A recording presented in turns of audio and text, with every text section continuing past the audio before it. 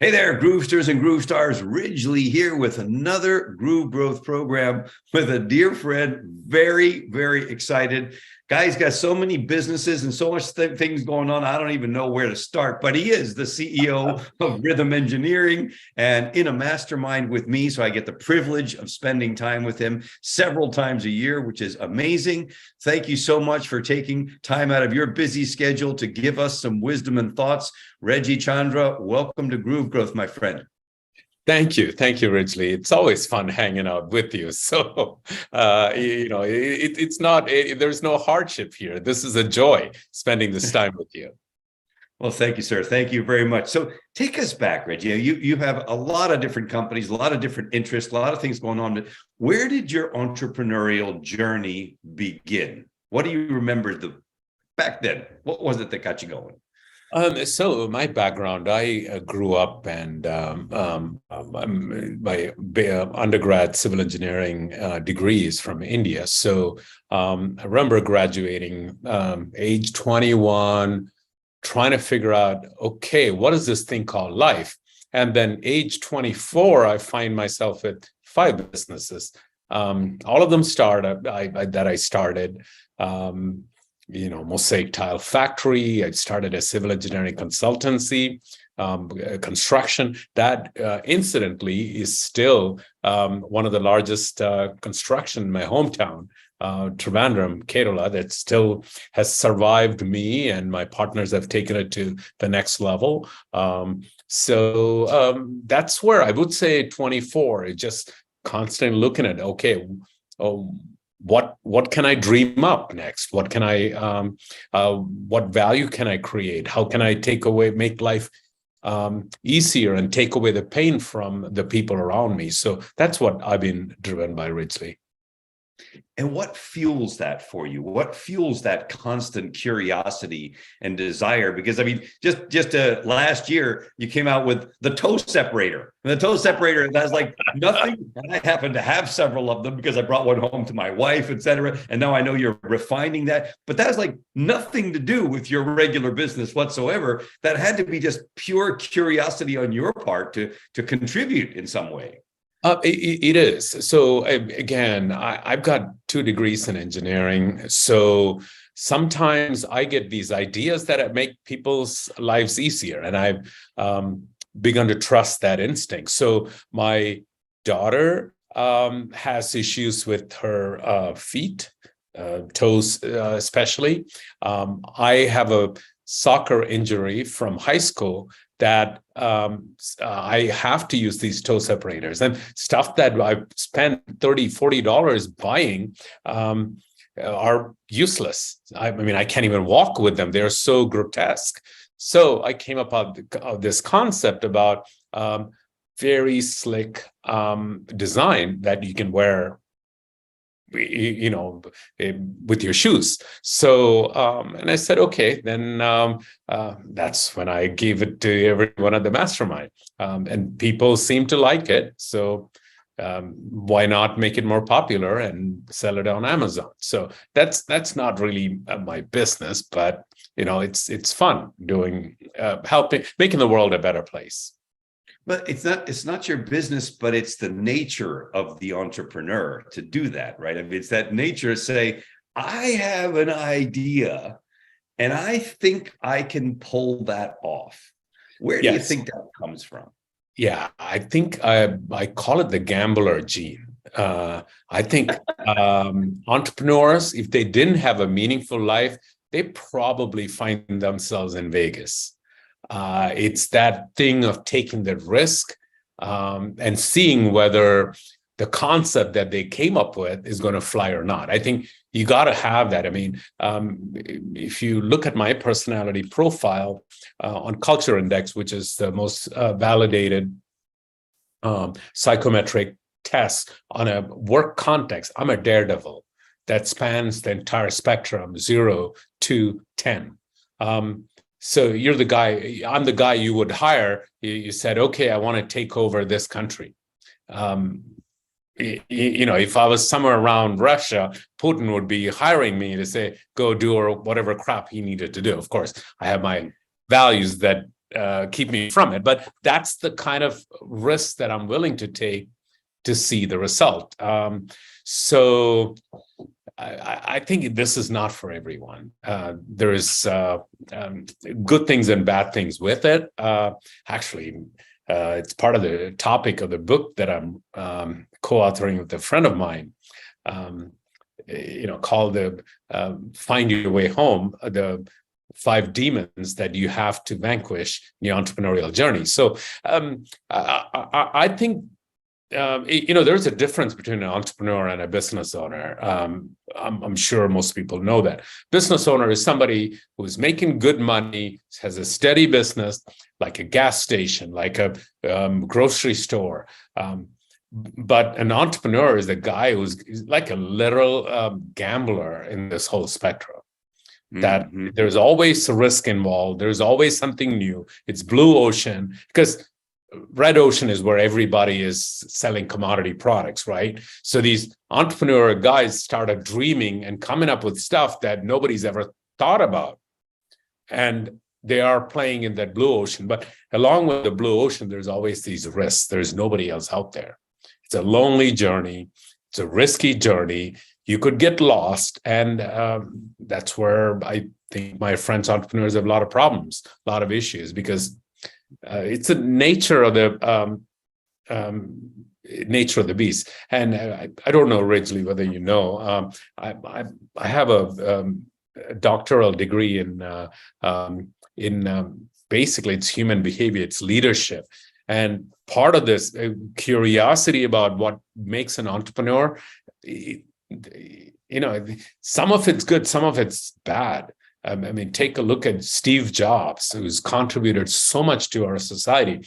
There's this good side, then there's this dark side. And there are entrepreneurs that are living right now that have done things that NASA couldn't do, send a rocket to space and bring it back safe and, recycle it and send it back again. And, there's this beautiful side, and then there's a dark side that goes along with it, the shadow. So, that's a topic we could have several hours of conversation. I'm curious. You mentioned, and I always used to say, I love to say that entrepreneurs are people who have a very bad memory and a underdeveloped sense of fear. Like they're not afraid of stuff and they forget the failures and they're already moving on, right? But talk to us a little bit, and I know the book's not out yet, but maybe you could tell us a little bit about these demons. You mentioned the 5 demons that the entrepreneur's got to vanquish. Tell us, I'm super curious about this. That's another interview. That's another interview. Okay. That'll be the book launch. I share some of it. It's common knowledge. People, I presume, Ridgely, most people that listen to this podcast are entrepreneurs. Number one is basically loneliness. Unless entrepreneurs are connected with other entrepreneurs, they're some of the most lonely people in the planet, because people that work for you, sometimes your own family, they don't even get where you're going. They said, why do you need to do that? And here's the entrepreneur saying, I got to do this. I got to do, you're biting, I got to do this. And your loved one saying, you're already doing okay. Why do you have to step out and do this? But that's what makes the entrepreneur. So there's the loneliness. And then there is this addiction. Unfortunately, the shadow side of achievement. And you're so hyper during the day, you may end up finding yourself sedating yourself in the evening with some, getting into altered state of consciousness so you can go to sleep. So that ends up in a, kind of a spin, and this, Ridgely. Those are some of the things we talk about. And then there is this thing about the demon. And these are, so I say entrepreneurs are never on a journey. They're on an adventure. The journey is you're going from point A to point B, whereas an adventure is there are demons, there are dragons, there are this volcanoes that just explode, and then there is this ring to destroy, and these adventures always have gold at the end of the trip. So there are obstacles, and the bigger the demon, the better the adventure is. I mean, imagine having an adventure with a itsy bitsy demon. It doesn't happen that way. So the entrepreneurial adventure rather than entrepreneurial journey is all of that. And it's the person that is so masterful at all of these, getting rid of all these demons is the one that actually survives this journey. Otherwise, a lot of people end up a victim of their own quest, or by the hands of the demons that are stopping you from getting to the gold. So that's what the book is all about. We probably should have a session about the entire book, because these are concepts that in my own journey, I'm 58 years old, and in my own journey, things that I have encountered in different stages of this, and I know just from being part of EO that you're part of EO as well, and having a peer group of friends that you're connected with and so close with, that most of my friends go through this adventure and face the same demons as well. So then flipping it to the other side, what do you think are the 2, 3, whatever the number is, main characteristics that an entrepreneur needs to succeed?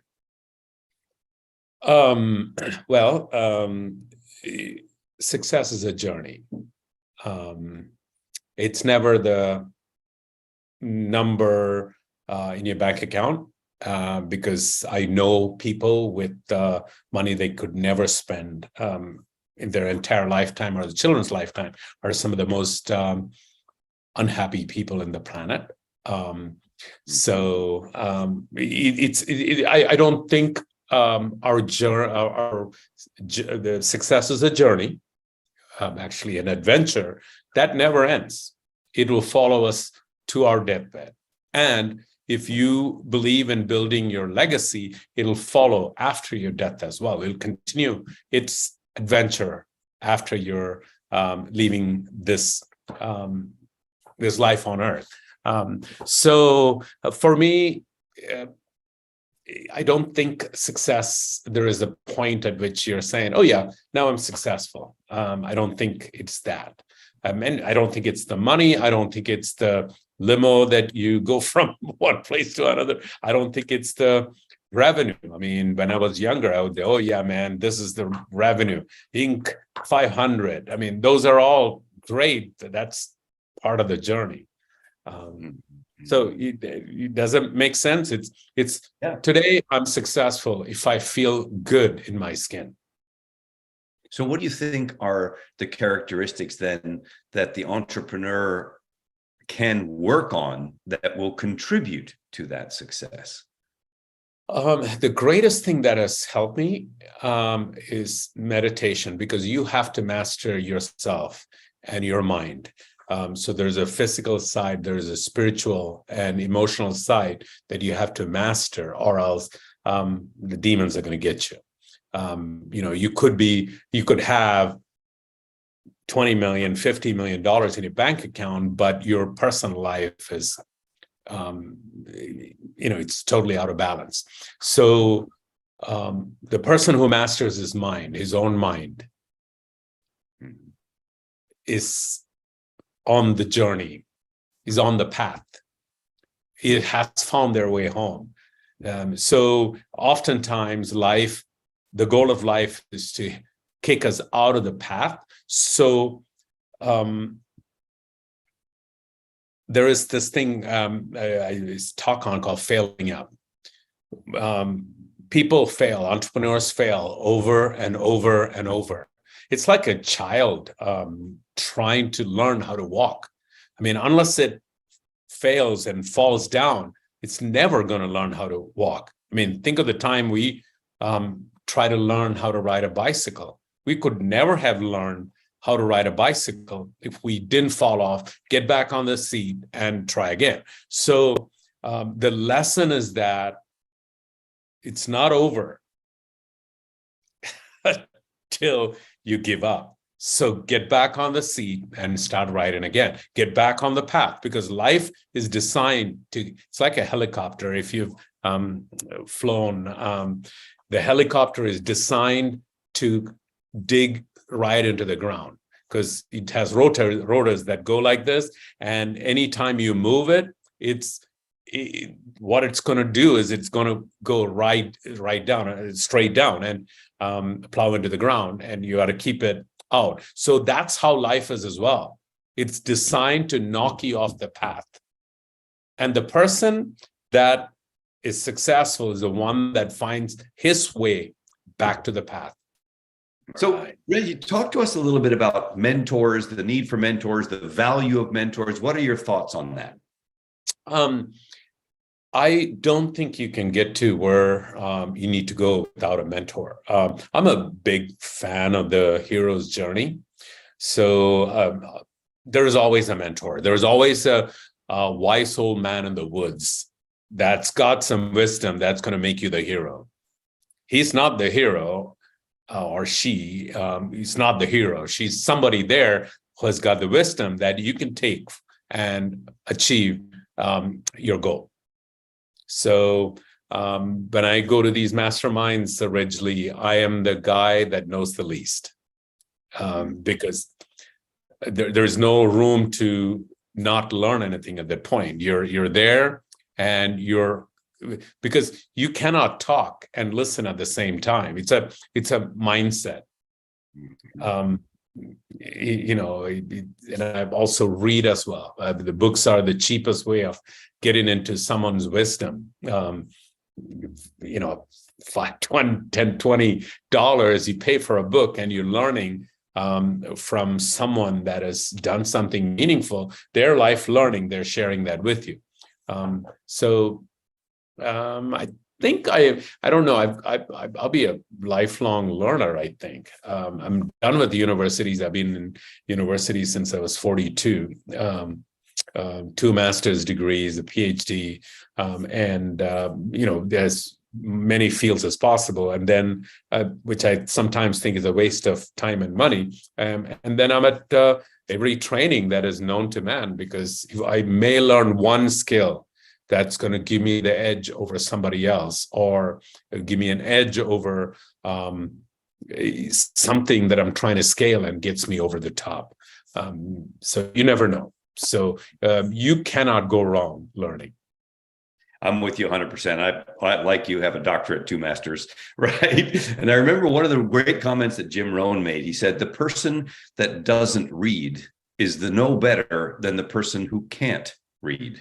I was like, wow, deep words there. So on that topic, if you were to counsel budding entrepreneurs, 3 books that you think would help them, that they could read, I know this is a tough question, but what 3 would you give as, hey, I think these would help? I don't know where they are, but I can share what has been meaningful for me. One has nothing to do with business. It's called Chasing Daylight. Forget the name of the author. I can find it. I read it twice. It's about a CEO of an accounting firm. He's been given a couple of months to live. So and Chasing Daylight is how he used to play golf. At the end of the day, he's like trying to find the last ray of light so he can finish his golf game. Chasing Daylight. The other books that have been meaningful for me in my journey, again, as I mentioned, it's all about mastering the mind. Chet Holmes' Ultimate Selling Machine. It's not just about sales. That's pretty good.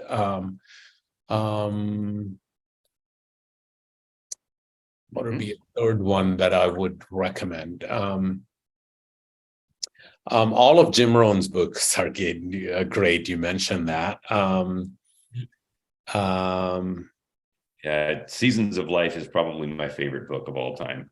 Yes, I could listen to Jim Rohn forever. I do. He's in my brain. I do as well. For 2 years. And, what other book? There are books that I bought for everybody here.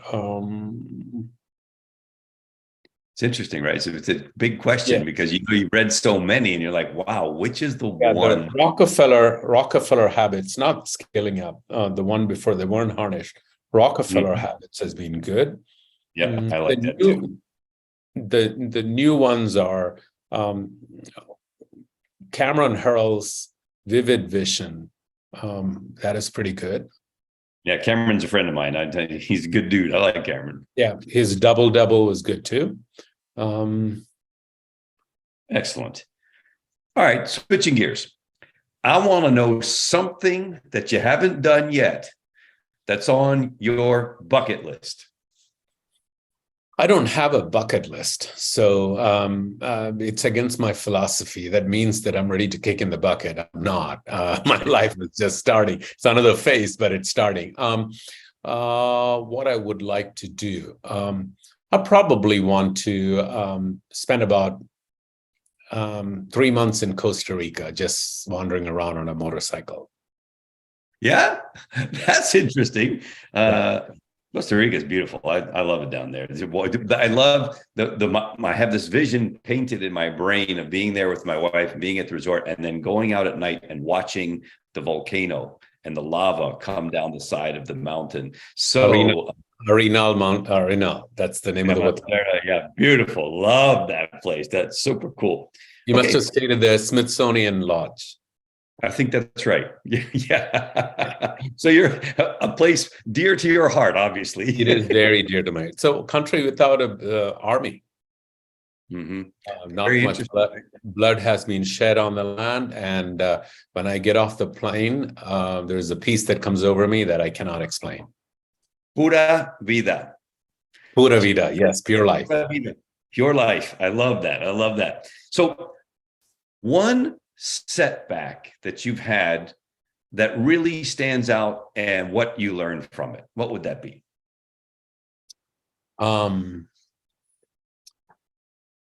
So one setback is, I would have to say the most traumatic thing would be rhythm engineering. We had this business for 16 years. It was at one point, it was like 64th fastest growing company in the US. And it topped out, and its life cycle, it started, revenue started shrinking for multiple reasons. So managing through the downturn, that probably is the hardest thing for me to learn and to do. Yeah. And what did you take away from that? Because you're right, that is so hard when you're going like this and all of a sudden it's like this, and how you do that. What did you take away from that serves you now? Nothing goes up forever. What goes up must come down, and what comes down must go up. So, okay, we know that, but is there something that you're as you look forward with all the things that you're doing, is there anything you take from that? Yes. I know the reason why it happened. So there is a thing that you probably heard a lot of people say: never work in your company, work on your company. That's just a particular phrase and a philosophy that people who never ran companies teach aspiring entrepreneurs to do. You cannot take your eye off of the prize. You cannot take your eye off of the company. In other words, you have to be working in it. So especially for visionary-driven companies that are their survival is based on innovation, or tech companies. So so my thing is, I'm working in the company, not on it. It's kind of Mike Gerber, E-Myth Revisited. That's where the philosophy comes from. Love the concepts, but it simply doesn't work in fast growing, fast moving tech environment. What would you say to someone who says, well, I actually think you have to do both? you have to both be involved in the company and also working on the strategic side on a higher level. I agree. Okay. All I right. That was completely easy. agree. I mean, just by virtue of being a CEO and a founder, you are the strategist. Again, I've come become very wary of advisors that have never built a company giving advice, because it's easy to do paper trading. Yeah, if you know what I'm saying. And in the stock market, oh, you can make billions of dollars paper trading, but the moment real money is involved, the game changes, because then the two factors, the fear and the greed, they start playing anything other than paper money. Paper money, there is no fear. You lose it, yeah, man, it's just paper. It's just numbers. So I look for seasoned entrepreneurs and try to learn from them. Such great advice, right? And any particular ones come to mind that you would like to follow or recommend people can follow? I've learned quite a bit from Barnett Helzberg, just listening to him. Then some of them are just old timers that talk about different stuff. And then I've learned from people that have failed, because failure is probably the better teacher than success is. Success, you find people walking around puffery, et cetera, but then people that have gone through downturns, who failed businesses, there's a maturity there that there's so much to learn, because at this point in my life, if all you had is success in businesses, you built this business, it scaled up, but you never had any failure. I don't know whether I can learn much from you. Yeah, I lovingly say I've started 44 companies, 2 or 3 successful, 4 or 5 moderately successful, and the rest highly educational. Yes, exactly right. Yeah. That's the most costly education as well. Yeah, my failure rate is like, I don't know how. I don't think I've built any companies, that maybe 1 or 2 that have really generated traction. Others are all just dreams that look at it and then, oh, it sounds like a great idea, but it didn't work, and to call you money. So. Yeah, for sure. And it always takes much longer than we think it's going to take, costs more than we think it's going to take in terms of both resources and energy, et cetera, and is a lot harder than we think it's going to be. And if you're not okay with that, then you're probably not cut out to be an entrepreneur. Would you agree? Yes, I would agree. So I don't know, knowing what I know now, who in the world I would recommend to be an entrepreneur. Yeah, right. But if it's in you, you just can't stop yourself. That's the challenge. Absolutely. Yeah, I've heard a lot of my friends say that when they work for someone else, they were unhireable. But I've had some good jobs that I fit really well in. But then, when the bug hits you, then there's nothing else. You got to just step off the plank and go straight to the ocean. I call myself psychologically unemployable. I've had 1 job in my life, 30 days. I quit. That was it. I'm done. I've never again, not once ever, like, oh, not going back there. Can't do it. Final words, Reggie Chandra, to the budding entrepreneurs of the world. What would you want to leave them with? What nugget of wisdom that would you want to share? Fail up. Yeah. Never give up, basically. Yeah, life's going to knock you down, but never let it knock you out. Yeah, life's going to knock you down. Don't ever let it knock you out. I love that. Reggie, thank you so very much for joining us in the Groove community. Really appreciate your time and wisdom and friendship. And I look forward to seeing you again very soon. Thanks a million. Yeah, look forward to it. Thank you. Bye, Ridley. Bye, bro.